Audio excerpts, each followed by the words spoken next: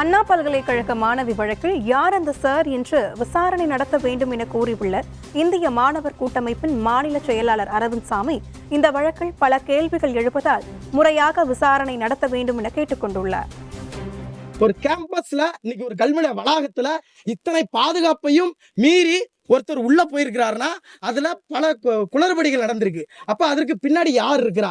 நீங்க அந்த சம்பவம் நடந்து அண்ணா யூனிவர்சிட்டி இஷ்யூ நடந்த ஒரு 2 நாள்ல யார் அந்த சார்? அப்ப அந்த இதெல்லாம் நீங்க சாட்டிங் அதெல்லாம் எடுத்து பாக்குறாங்க. அதுக்கு பின்னாடி ஏதோ ஒரு சார் அதிகாரிகள் சம்பந்தப்பட்டிருக்கிறாங்க. அது அரசு அதிகாரிகளா, இல்ல அந்த பல்கலைக்கழகத்தினுடைய நிர்வாகமா, இல்ல ஆளுங்கட்சியினுடைய அமைச்சர்கள் மட்டத்துல யாராவது இருக்கிறாங்களா அப்படிங்கிற ஒரு பூகம்பமா ட்ரெண்டிங் ஆகிட்டு இருந்துச்சு. அதற்கு பிறகு அது அப்படியே மூடி மறைக்கப்பட்டது. இன்னைக்கு குற்றவாளி ஞானசாகரன் மட்டும்தான் சொல்லி அது விசாரணை நடத்திட்டு இருக்காங்க.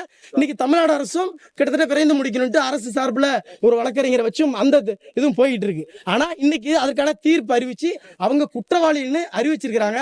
அது இந்திய மாணவர் சங்கம் வரவேற்கிறோம்.